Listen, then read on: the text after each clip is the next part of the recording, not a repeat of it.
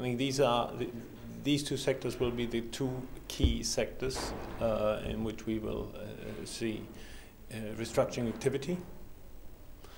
And if I can go to the shipping sector, as we heard this morning, this currently is not moving, and it is not moving because it is a very big problem for many of the involved parties, the banks first and foremost, but also the ship operators.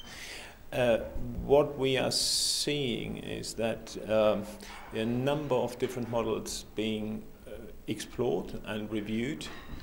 What could actually help the first and foremost the banks to deal with the problem. We as Washkuhn are actually involved in one of those structures, and I believe once we found, or anybody else has found, a structure that works, that has the potential to become a role model for many of the shipping refinancings.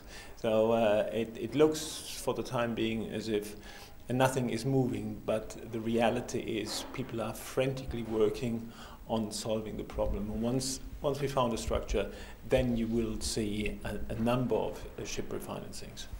And the automotive sector?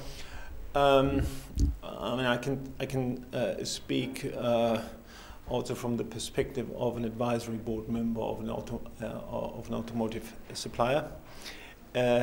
What we currently see is a very sharp reduction in orders in the past few weeks.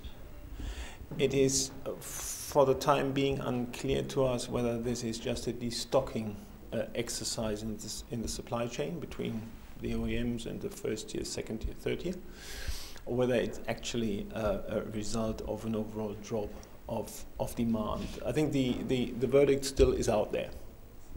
It's not entirely clear it's just a drop in demand, but that fact is that we see this will actually have an impact on people making covenants, even if it's a shorter term drop, and that will trigger a number of waivers, possibly restructuring discussions, possibly insolvencies, as we recently saw with Neumeier. But automotive is, and I think somebody said it this morning, will be back on the scene. That's for sure.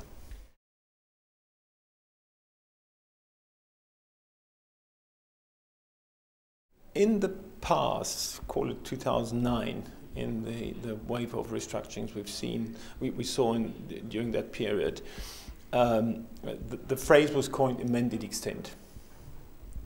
And with hindsight, to a large degree, that was the right thing to do, especially when you look at automotive. Automotive bounced back in 2010, 2011, very strong years in automotive, and everybody who took the decision to actually wait, see it through, was probably a happy bunny.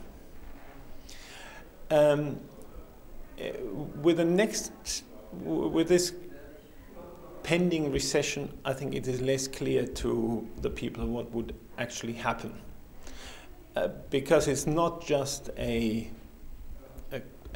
crisis of the sector. There is an overall debt crisis, the sovereign debt crisis. All has an impact on this, and therefore the lenders, generally spoken, the lenders' attitude will change.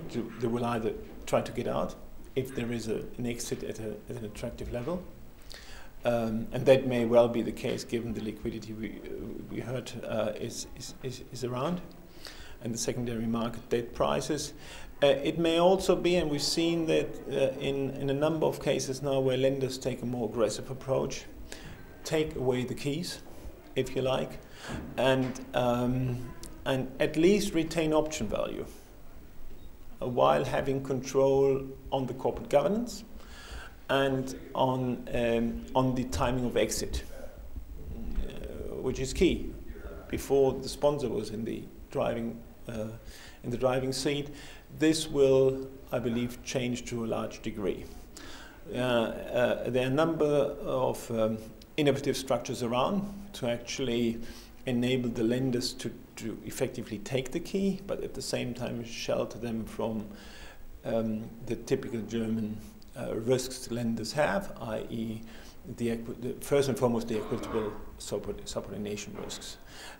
We very recently saw it in Fleidera, which to me looks like a carbon copy of the Primacom structure. I think that will be a general trend, and we know it from the discussions with lenders that there is a huge interest in actually taking away the keys where the sponsors do not work anymore as proper in a proper corporate governance role.